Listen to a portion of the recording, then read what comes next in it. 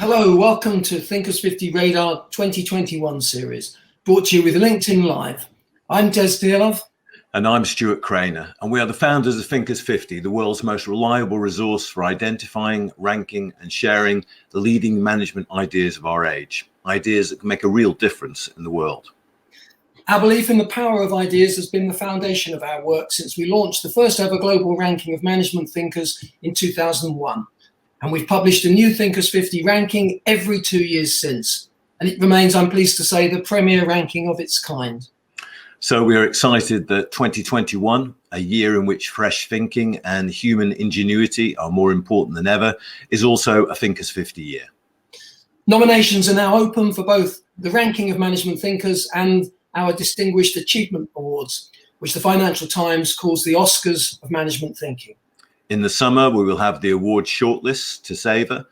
The year's finale on 15th and 16th of November will bring all the excitement of a new Thinkers50 ranking and the naming of our Thinkers50 2021 award winners. But we start the year as ever with the Thinkers50 Radar class, the 30 up-and-coming business thinkers to watch in the coming months. In this series of 30-minute webinars, we want to showcase some of those ideas to bring you the new voices of management thinking.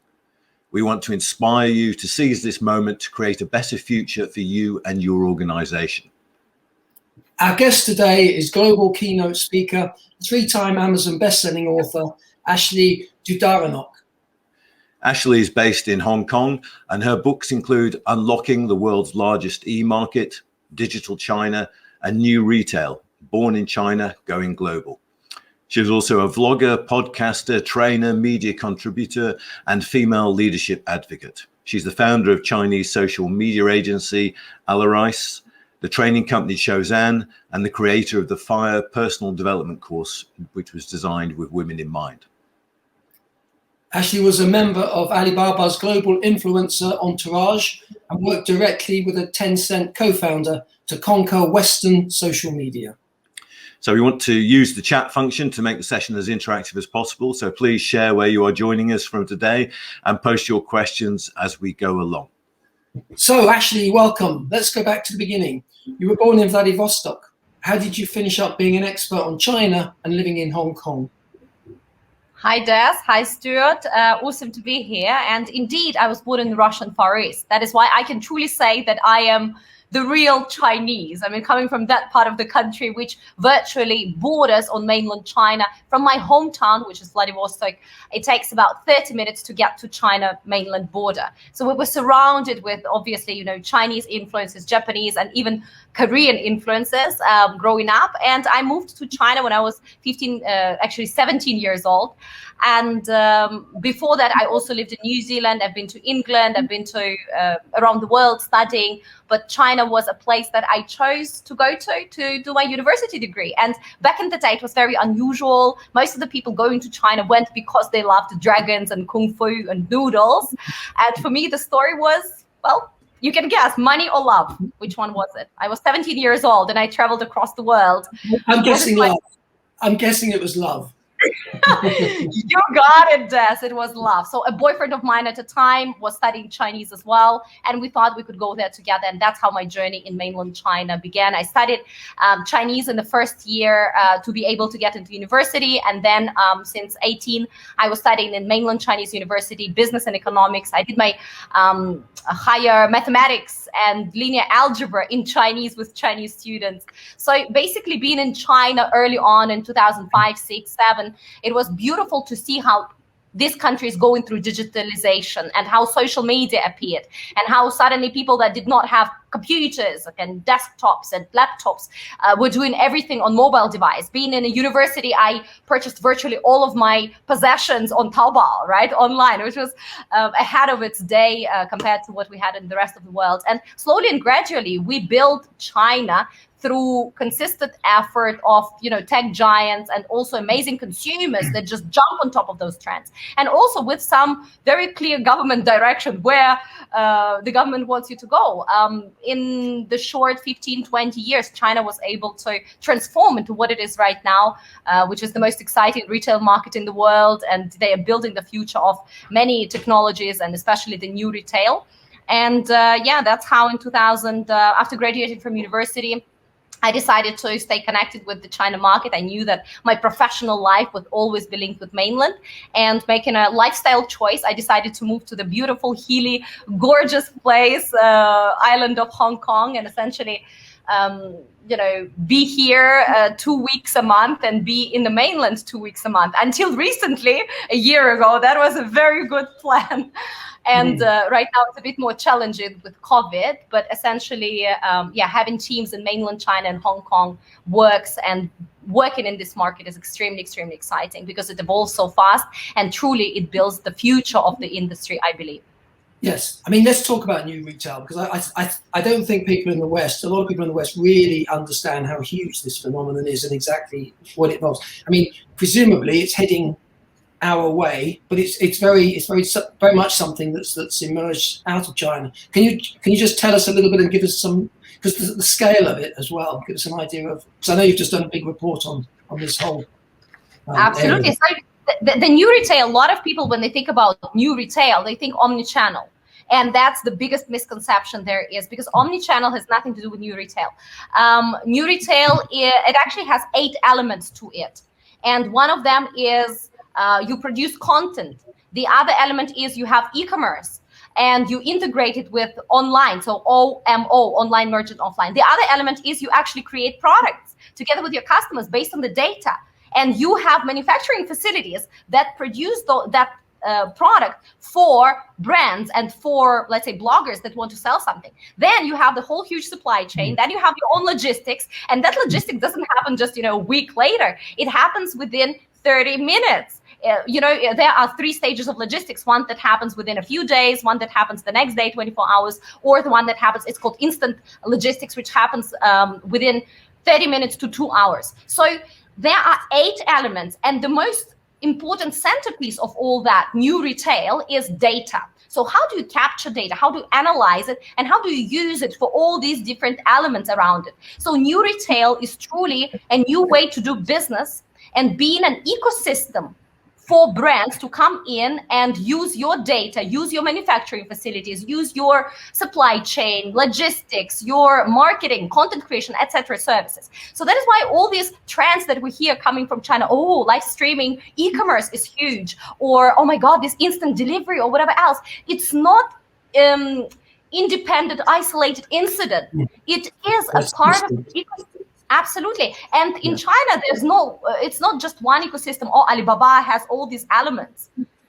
There are others. There is Tencent plus JD. They complement each other because none separate one can actually, operate without the other. Then there is another one. ByteDance is building their own ecosystem. It's just that Alibaba is the most complete ecosystem right now. But there are 6 players that are also, trying to build their ecosystem. Their payment services, that's another element into the ecosystem. Another one is entertainment. You need to have games. You need to have opportunity to capture attention, to gamify the process. So all this is what puts this new retail into a different ballpark and a different scale. And we believe that what is being built in China is going to go global and ultimately the future. So you mentioned, the potential to sort of co-create products, and can you give us a concrete example? Because a lot of our people listening won't necessarily know what that would look like. Is there an example of perhaps a product that grew out of that kind of co-creation process? Absolutely. One example could be, let's talk about something that we all know and love, chocolate, right? So let's talk about Snickers chocolate. So Mars, it was a couple of years ago when Alibaba actually just created this manufacturing kind of assistant, right, which uses data of your consumers and suggests you what you can do better. So they spoke with Mars and they said, hey guys, how about using chili peppers in your chocolate? So at first they thought it was crazy, but then they tested it. It worked. People loved it. So then they launched it, and essentially that was awesome. Another thing, they knew, for example, there was another chocolate company that I'm not sure whether it was Rita Sport or somebody else, but essentially they knew that their audience, younger Chinese, they love unicorns, but they didn't know how to act on it. Like, how can you produce unicorn chocolate? And data showed that you can. You just make it pink and you put rainbow inside and you call it limited edition unicorn chocolate. You can't imagine. Within a couple of weeks, that batch, this whole batch was sold out. And then in China, there's a very big second hand market where you can resell, let's say, sneakers, or you can resell chocolate that is limited edition, or even these little toys like this, right? So in China, these blind boxes are very, very big. So if it is a limited edition doll, I later on can sell something that costs $5 for $500, and there will be collectors and people that want to buy it. So this limited edition unicorn chocolate became so popular that prices went absolutely mad on platforms like Taobao. And later on, the company was forced to actually launch it in offline setting, to incorporate it in their proper line. And there are many, many examples when, for example, you are a blogger, and a lot of people outside of China ask, oh my God, if you're a blogger, why these fees are so high? Well, two reasons: because Chinese bloggers can actually sell. Number two, their opportunity cost is very high. Why would I promote on the behalf of this pen if I can launch my own pen and make more money, right? So that is why, as blogger, you are co-creating together with these platforms based on the data, not just random data about some audience, but your audience. What are they interested in? Are they into unicorns? Are they into gaming? Do they like shape, color? What do they do right now? And then you come up with whole collections that are instant, that you can launch right now, and that platform can help you deliver. So I, as a blogger, have so many business opportunities, and I don't need to be, Kim Kardashian or whoever else to actually be able to afford it and manufacture it and make money.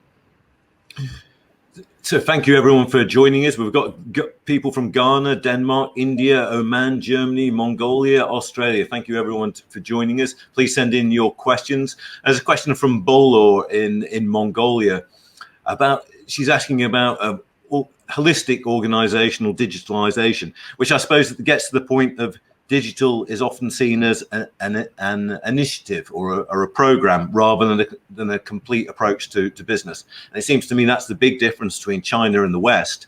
In the West, digitization is still seen as an initiative, an isolated endeavor, rather than something holistic. Yeah, so in China, there's no business but digital business.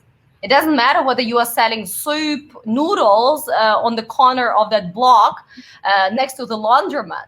You are in digital business. You are doing live streaming. You're placing orders. You're accepting digital payments. You have robots in your kitchens that are washing, that are serving, et cetera, et cetera.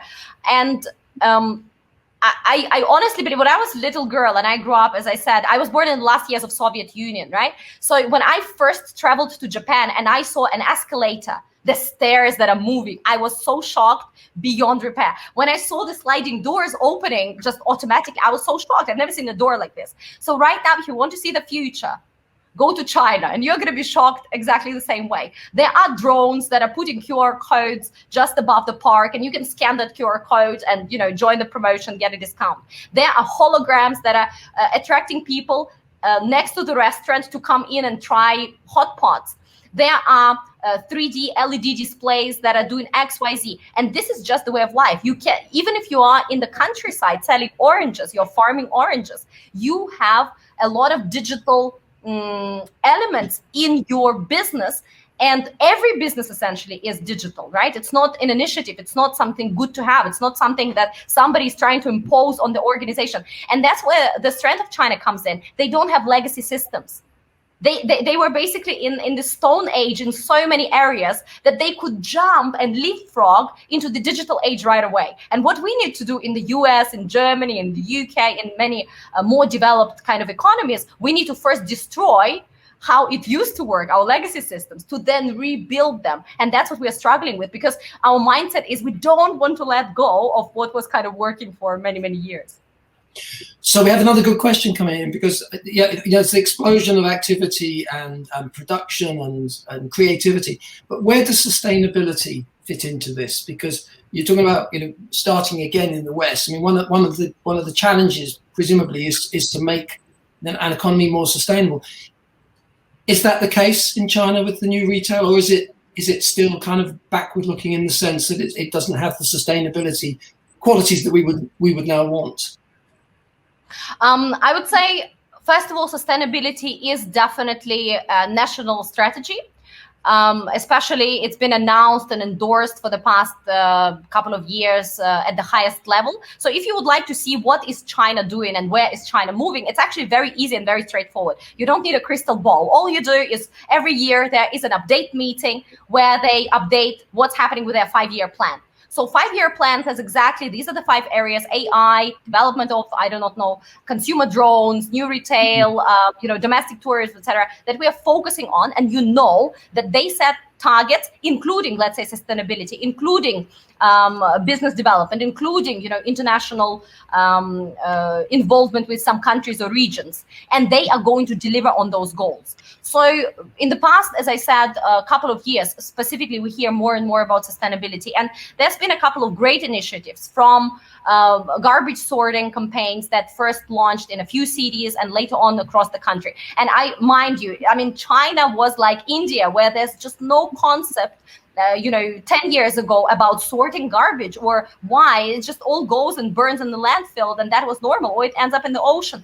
That was just the way it is because nobody was educated. So China took an initiative, got it into a few cities, introduced it, created very digital ways to do it. For example, if I want to throw a bag of garbage and I live in a nicer neighborhood, I cannot just randomly throw it into the big bin downstairs. I need to scan a QR code that opens the bin. I put my garbage bag. It gives me a little QR code. I put it on my bag. I put the garbage bin inside. So if I did not sort it, if I put it in the wrong basket, they are going to fine me. And if I did a good thing that a good citizen is supposed to do, I'm going to collect credits from the community. So it can sound a bit extreme, but you need to act and be a part of your digital kind of ecosystem. So they did that, and they rolled it out across the whole country. Right now they know, and they've announced that by 2060 they're going to be carbon neutral, and yes, they're going to hit the peak in 2030 or 2035. So it's still definitely on the rise, but there is new alternative sources. They are the biggest market for EVs, electronic vehicles in the world. There are cities, for example, like Shenzhen. They are 100% of their public traffic is basically electric vehicles. Nowhere in the world. It's absolutely unparalleled. So China is taking it seriously. It's going to take them a couple of years to get there. It's not coming from bottom up. That's also a big difference. In the West, it's coming bottom up. People are saying, hey, we want better products, we want better packaging, etc., etc. In China, it comes from the directive, and then companies act, and companies and government together educate, and then the consumer becomes more receptive. So it's good to have, it's not a must. So that's where the difference is. And when it comes to retail, I would also say that big tech giants, they need to, first of all, follow the government direction. The government says we care about the environment, that's what we do. So companies need to play in line with that announcement. And secondly, they also have their own corporate social responsibility. Alibaba is big on that. JD is big on that. Pinduoduo is starting to do things in that direction. So coming together, private sector, government sector, and the consumer, I believe that they are going to deliver results for sure. You've mentioned ecosystems a couple of times, Ashley, and we've done work around ecosystems, and it seems that the Chinese it's a new way of organizing, but it seems the Chinese are much more comfortable with the idea of there being a kind of dispersed ecosystem. It's kind of vaguer relationships within that. Do you think that's true? You mean one ecosystem connected to the other, or but just the entire idea of ecosystems. It seems the Chinese are more comfortable with it than people in the West often. Oh, absolutely. Because in China, you know that, first of all, if it's an ecosystem, then I'm getting a lot of benefits by being a member of that ecosystem. In the West, when you become a customer of one company and then that company buys another company, it just feels that you have no way out and you're not really getting benefits. For example, Facebook purchased Instagram, and right now, if I want to advertise, I only have one company that I can go to. It's Facebook, one way or the other. But in China, when I join one ecosystem, I actually have more added value services. It's more convenient for me. I can use my face to check out or to board the plane or to park my car, and it will recognize that the person sitting in that car is me, and my parking fee will automatically be charged to my WeChat, for instance, right? So there's a lot of life services that are part of that. making my life easier. I can register a baby, I can apply for divorce, I can purchase something, as I said, with my face, or I can do an investment, all being a part of that same ecosystem. When it comes to the relationship between ecosystems, it's much more complicated. Previously, there was this choose one policy where it wasn't open, but basically Tencent hated Alibaba, Alibaba hated Tencent. And then ByteDance at first was playing with the both. And then they said, you know what, I want my own chair. And then Meituan Dianping collaborating with Tencent. So all these complicated relationships. But right now, government comes in and says, guys, you need to play nice. And this is what you can or cannot do. That's why they start fining companies. That's why they start making an example of them, not in order to kill them or prevent them from building stronger ecosystem. But that's how China works. In the West, we're trying to regulate things before they take shape and form. Like Bitcoin or cryptocurrency. We don't know what it could be, but we're trying to come up with regulation, right, on how it will impact business. But in China, they let you do it. Everything is allowed unless it is specifically prohibited. So you go and do whatever you want, and then the moment comes and they say, oh, whoa, whoa, whoa, whoa, that is not allowed. So yeah, that's my take. Okay, I mean, you well, alluded, you've directly been talking about obviously the different style of government and this huge collection of data that's going on as part of this process.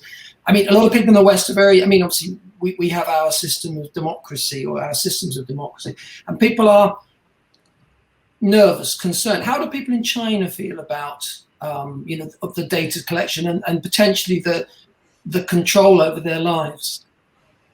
Yeah, so I would say that there are some people that are more concerned than the others. And there are many reasons for that. Majority of people generally in China are a lot less concerned than the average, let's say, European or American. And the reasons are varied. First of all, education. They don't quite understand how can it particularly, you know, manage your life or significantly impact your life long term. Another reason is that they're really getting amazing convenience by trading their data. And in the West, we get nothing by spam. If I give my data, all I get is unwanted emails, messages, advertising, and I'm being chased online, offline, or in any other setting in order for somebody to sell me something. And that's what China did well. They used this data to actually make your life more convenient, to offer you all these, we call them life services. So you can go see the doctor virtually. You can scan something, you know, get diagnosis. You can, as I said, board a plane with just your face, so your identity is confirmed. So you enter airport and they show you where to go in order you directly board the plane. You don't need to go through 5 counters and have 5 boarding passes.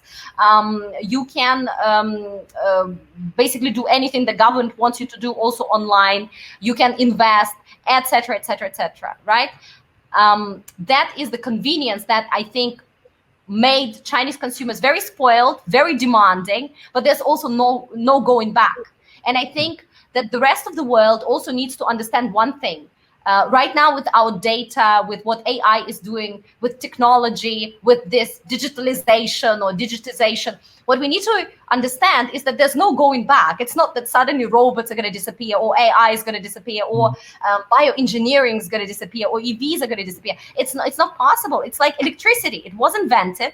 And there are some countries that in 18th century got on board and said, yes, sure, let's put that grid and let's do this. And there were other countries that said, oh my God, I don't know what this is about. I don't want to do it. So who won at the end? At the end, everybody has electricity because, you know, this is just human progress. So the same thing with AI and use of data. There's no way to stop it. Governments will use it. Companies will use it. Our life will be impacted. Some of our decision-making will change. But if we get on board with this message and we get on board on that train, we will be able to potentially steer that train or bus and potentially adjust those algorithms, right, to have some decision power. But right now, it just feels that in the West, very often we choose not to get involved and not to try to overregulate it before we even understand what it could be. And I don't have all answers, but I think it's important to have that channel and that discussion open, because both the East, as of China, and the West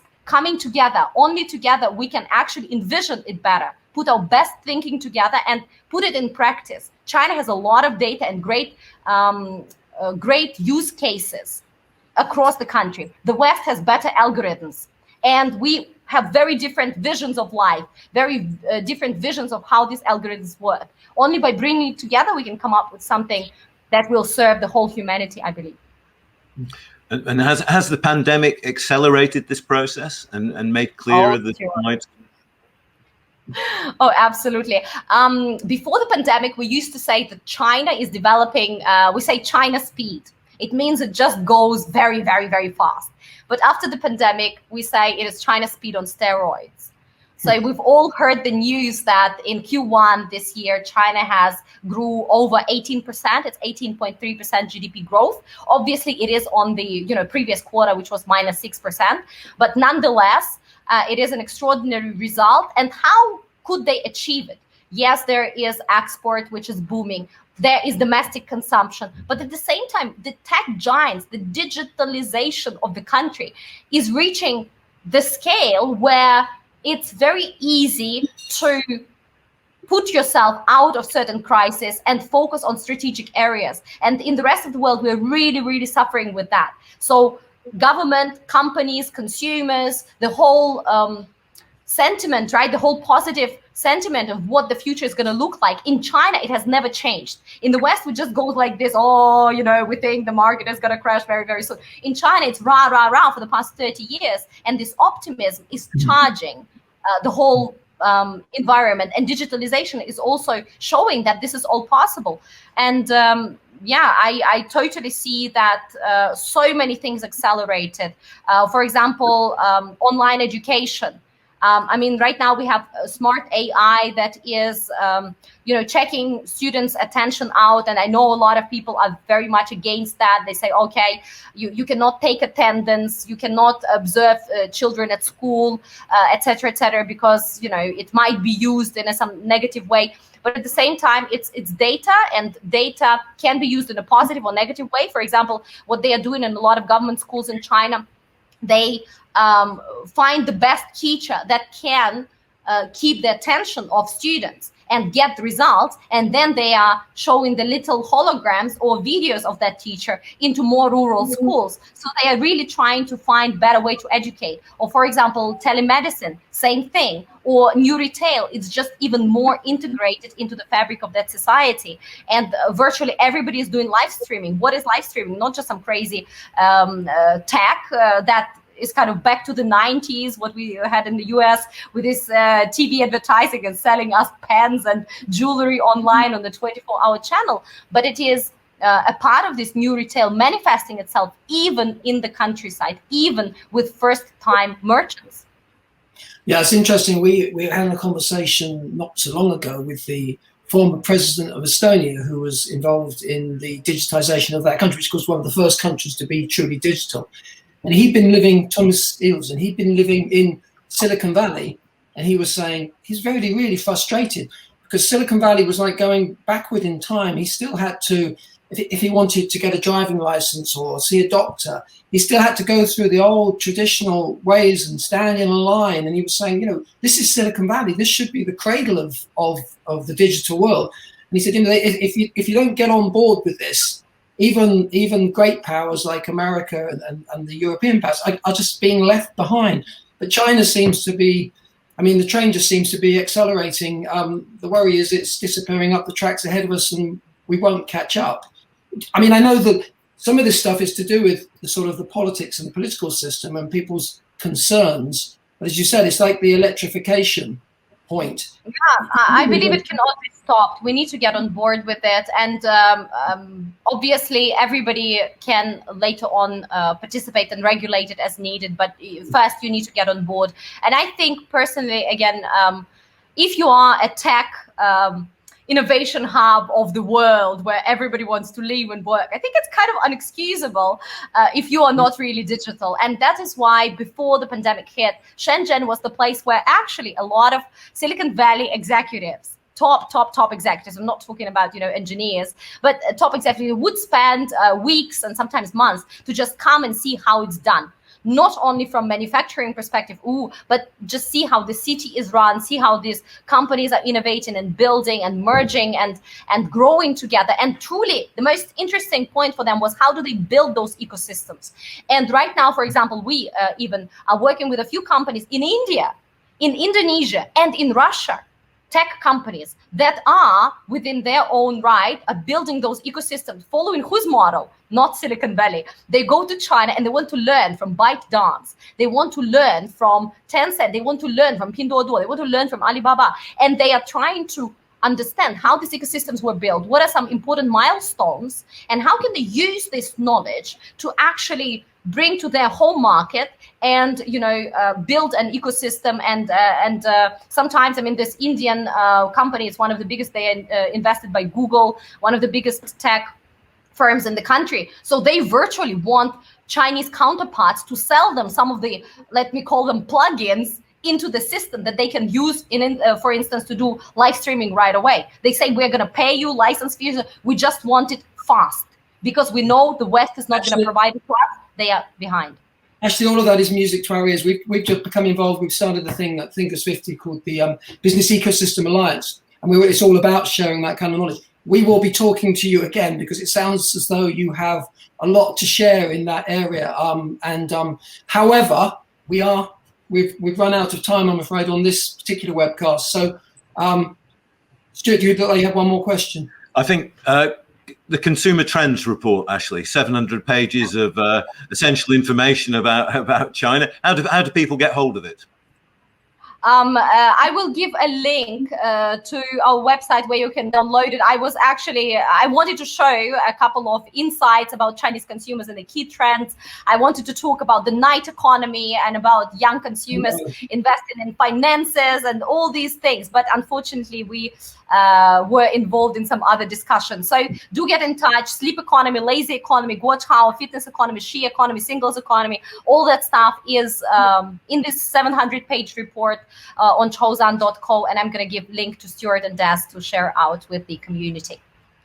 Brilliant, Ashley. Thank you very much for your time and insights. We will invite you back so we can talk more about these issues.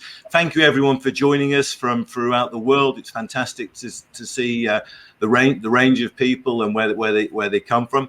Next week we've got Mitch Joel. We look forward to joining you then. Thank you very much, Ashley. Ashley, thank you.